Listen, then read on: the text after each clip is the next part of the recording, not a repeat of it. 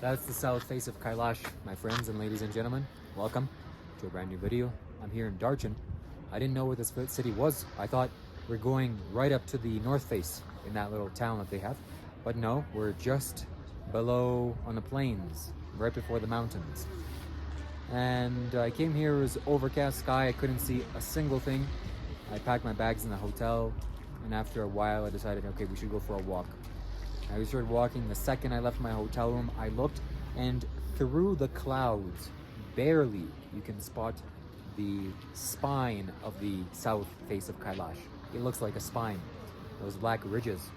And instantly I pointed to my friend and I said, look, that's Kailash.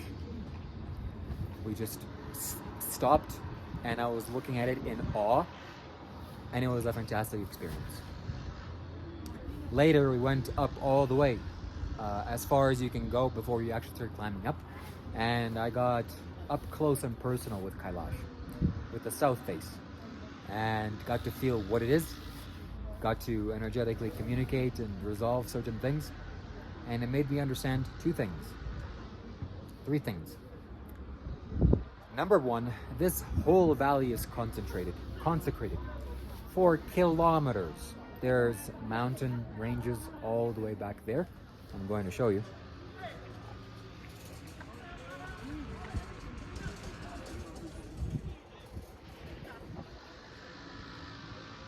And all of that has a subtle tinge of Kailash's energy, this electric blue. Because why? This is the most powerful energy source on the planet. There's nothing more powerful than this. And as you get to witness this glorious view, it's fading into the clouds, but that's okay. It'll come out for your viewing pleasure. This whole mountain range, everything has been energetically consecrated. As I was driving here, I reached a certain point, maybe 5 kilometers, maybe 10 kilometers away from the mountain itself, I don't know how. But suddenly it just hit me in the face, like boom, it blasted me with energy. And I knew from that moment on, that's it. There's no turning back. There's no turning back for me, because I've hit this energy, I've touched this energy. I can't go back now to my regular way of living and regular life. It's impossible. So I shall continue going up. Tomorrow I'm going actually to the north face, and we're going to be going around. And I'm going to resolve many things, and I'm going to really absorb this mountain into myself. Although, the second thing I made me realize is that I didn't really like the southern face that much, because the northern face is the most impactful. And the southern face, Hindus worship the southern face because it's facing south, and they have a kind of affinity towards that. But now, having come here, Kailash is Kailash, or face, such thing as face. So me standing there, just awesomeness, oh my god. And the sheer power of it, the beauty of it, the spectacular nature of it. I got a sense that this is Agastya Muni's work. You know, I've logically learned this, and also now I'm feeling this. I know kind of what this man felt like, what he looks like, and his whole overall being and his quality. And I guess the third thing that made me realize is that because Agastya Muni was a master of life, because he learned everything that there is to know, probably, as a human being, he obviously wouldn't choose anything less than just being ecstatic every single moment of his day. And that's exactly the kind of quality that's in here. So when these yogis lived here thousands of years ago, they imparted their knowledge. Well, they stayed here for a certain length of time, of course. And do you think they would be here in concentration? Oh, I gotta focus. Or no, they'd be crazy, wild, screaming, dancing, singing, laughing joyfully, not a care in the world. Extreme ecstasy, and that's exactly what this mountain represents. Extreme ecstasy. So that's the kind of energy that they imparted also onto the mountain. Extreme ecstasy. That's what I feel. Bliss. That's exactly how I wish to live. That's exactly how all of you need to live. Because if you live in blissfulness, your life is going to go great. If you don't live in blissfulness, your life is going to be very miserable. So, let's see what else I can share with you about the south face of Kailash. I'm very excited to go up there. I have some dreams and plans in the future of taking people up here, doing something similar to Sadhguru, where I'll take 10, 20, 30, 50, 100 people, or more, 150 people, or 200 people, and doing some mystical things and meditating and basically coming up here with all of you to enjoy this place and to reap the benefits. So alongside that, everyone that's living here, this whole city, it's a little town, but it's like a small city. It's so electrically charged up, it's so blue, it's so easy to live here.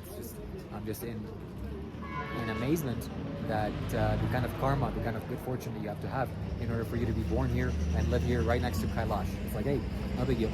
Just right next to this beautiful, the most amazing phenomenon on planet Earth. It's the most amazing thing in the world. Well, Kailash is further receding, but regardless, we can still feel the energy. And what else has been said? Shared here, shown here.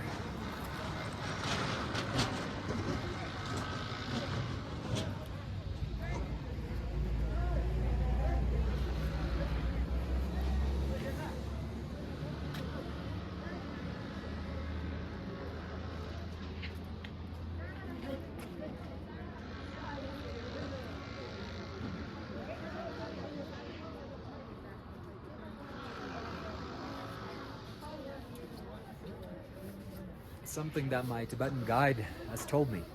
He said to all of us that you can rent a horse, and also you can rent a person that is experienced in trekking to carry your backpack, 5 kgs max, and it costs like, I don't know, $100 or something.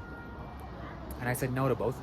And then he said to the group, just think about it again, because we're going up to the mountains. Right now, at current elevation, it's about 4,700 meters. So 4 kilometers and a little bit, or 4.5 kilometers, more than that. The actual town in the north face is going to be 4,800, 4,900 something, maybe 5,000. And the highest peak that we're going to go, going around Kailash, is 5,700 meters. And he said, if something goes wrong with you at 5,700 meters, there's no car coming, there's no helicopter coming, there's no people coming to rescue you, because you have to understand, the high elevation, it's so difficult to breathe. So basically, you kind of said, like, yeah, we're pretty much going to die. That's what I kind of said. So please, don't die. That's what he's kind of trying to allude. Maybe I'm thinking the horse can do something. The horse can, if there's spare horses, they can carry me or something. I don't know. But that made me feel a little bit nervous. Oh my God, what should I do? And also made me understand the value of this medication that they give. If you ever go in altitude, mark my words, you must get, I forget what the name is. It's like dimoxide or dimox, something like this, yes. And it's fantastic because you take this and you can breathe actually in elevation.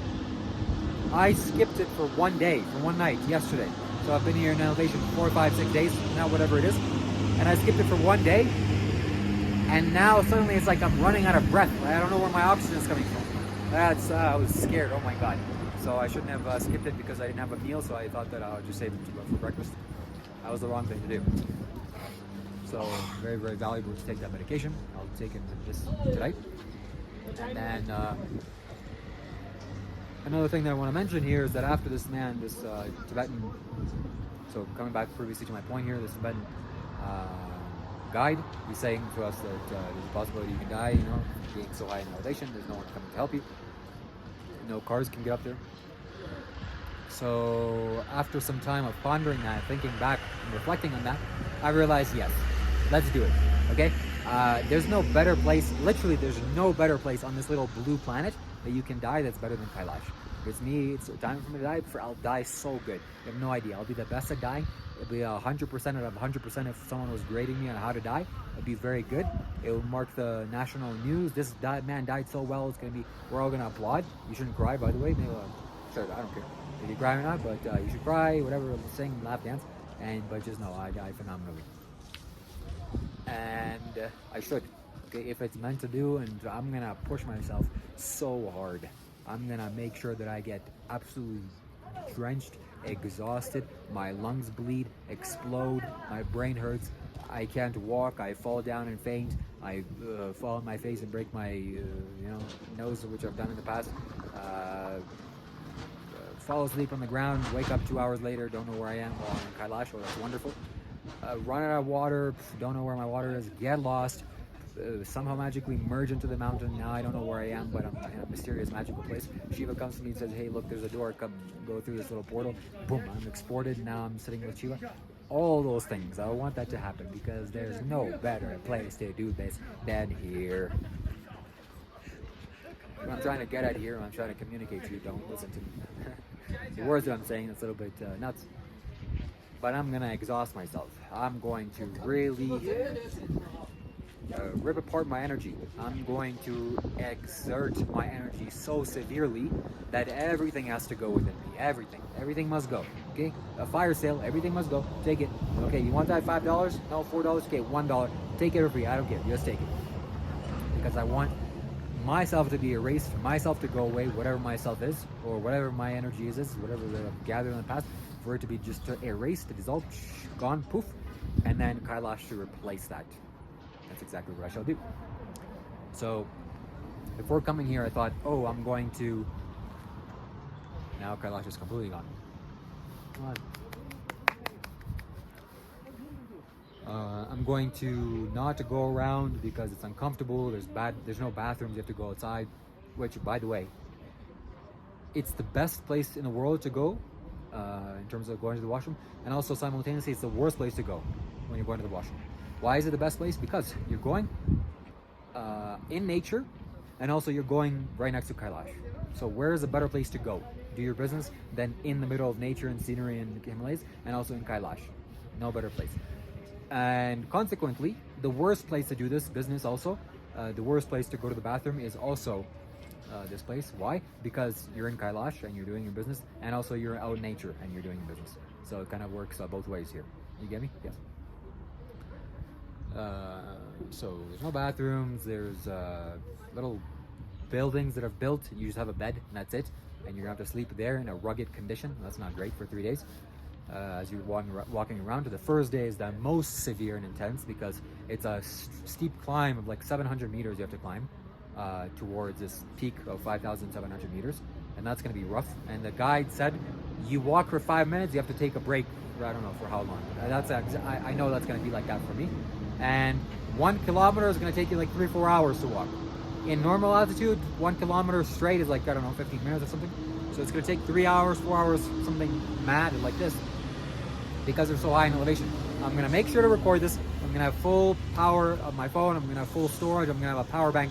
I'm going to do whatever it takes to record every single moment that's worthwhile in order for me to post this, in order for you to get inspired, for you to make your way to Kailash, because the most important thing you can do with your life. I'm going to be an ambassador of Kailash. I'm going to be an advertisement for Kailash. My middle name is Kailash. Legal middle name. Okay, Kailash. Poof.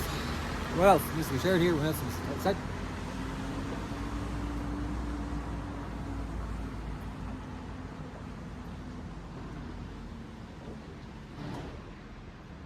There's 4 faces of Kailash: north, south, east, and west.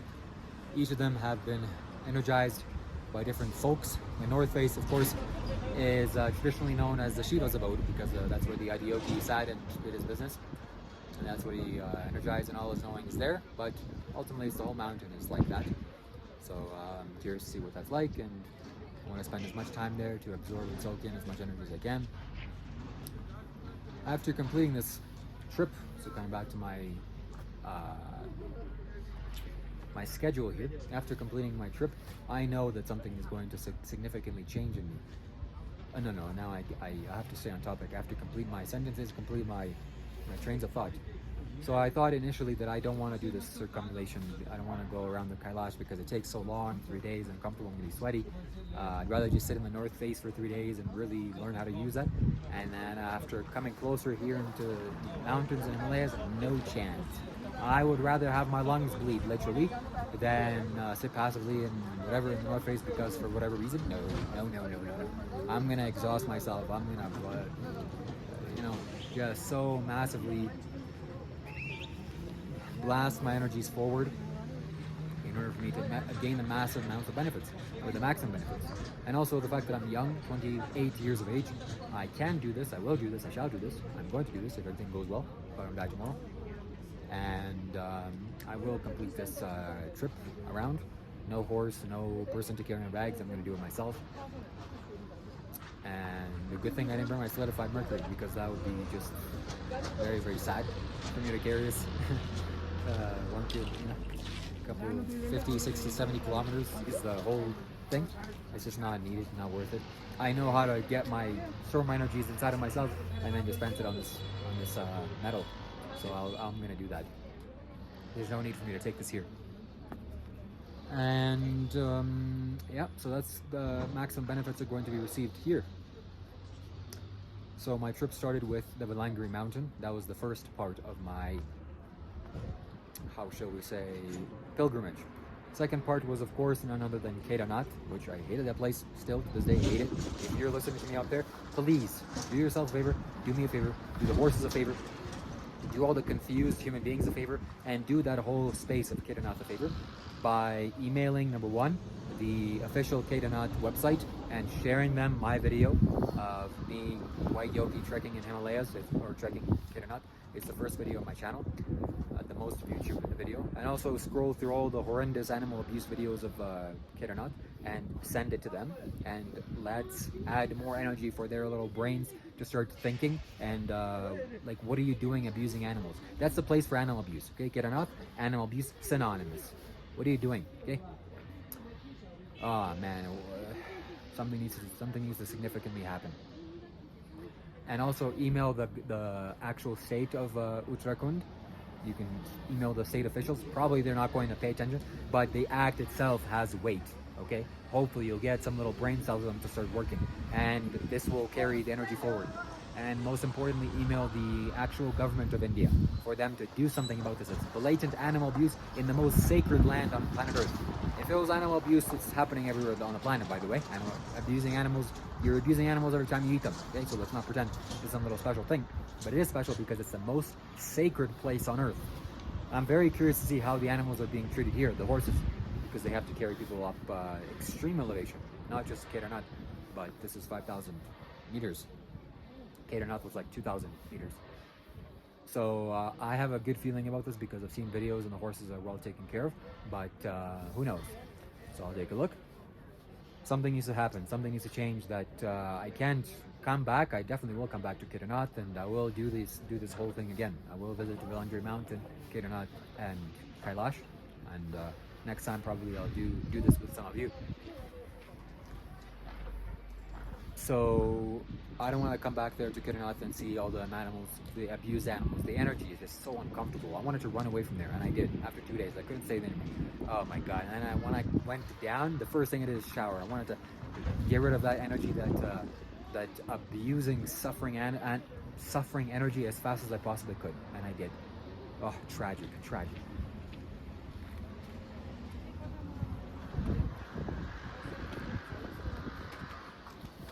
So the last thing I should say here, my friends, is that I know this intellectually. I haven't actually seen, well, I've seen Kailash actually, and I've seen the surrounding mountains.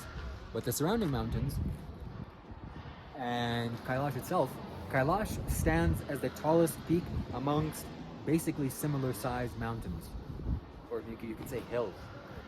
Those large hills here, and they're of a certain quality. They look distinctly different, but Kailash is unique, absolutely unique. So some theories are that somehow the tectonic plates, something different, okay, that's possible. Sadhguru said some phenomenal thing that the Adiyogi managed to slowly descend a meteor or an asteroid, whichever one, in a way that because of the sheer heat, he wasn't able to totally keep it steady, that it melted the soil, but didn't melt the rock. So and then he placed his mountain right in the perfect geometrical position that he wanted, right in the nice location. He was a real estate minded person, and that's it. And there you go. So that's the Adiyogi for you. Okay, it's a man that can place mountains on the earth casually. Like, yeah, I'm just gonna place it down here. Yep, that's good. Yeah, I don't think you're gonna be able to see southern face of Kailash today. This is the end of this video. I'm going to go up tomorrow. In 2-3 days, I'm going to record this. And my friends, if you don't hear from me, I've posted some videos. That means, well, if you're watching this video, I definitely made it, because I'm gonna keep this on private until I come back. But if I don't make it, one of you has to go through some family member has to go through my things. And one other thing I forgot to mention is that you can't go and touch the face of Kailash, the front, the north face, because right now the weather is a little bit shaky, and suddenly you hear things rumbling, and then you're there touching the mountain, and avalanches coming at you, or boulders are coming at you, hitting you in the face, a couple of 100 meters above. That's basically you're finished after that. So the government said, no, you can't do this now, so I can't go touch this. But I'm really gonna push myself in this trek, and if I don't make it, somehow this video has to be uploaded. I'm gonna make sure to record some video, but I'm just saying this for fun. I definitely will make it because I'm here for you, my friends and ladies and gentlemen. It's the only purpose of this incarnation actually here is that I came to get light. Got it, done, complete, check mark. And then as a young man, teach the rest of the world, or teach the whole world, or just dispense my knowledge and wisdom to the entire planet, or get as many people to become awakened and live a better, moral, healthier life, and turn this planet into a green, nice, beautiful globe as I possibly can, which I'm in the process of doing that. So now the process is to awaken as many of you, and already the process has started. Alright, friends, so at the conclusion of this video, make this intention for yourself that you want this to happen for yourself. You want to see Kailash sometime in the future. It doesn't matter when, it doesn't matter where, it doesn't matter how, but at least have this intention. Okay, some point in the future, in 10 years, 5 years, 2 years, 1 month, 20 years, 100,000 years, I want to see Kailash. Make this intention right now, and it will happen.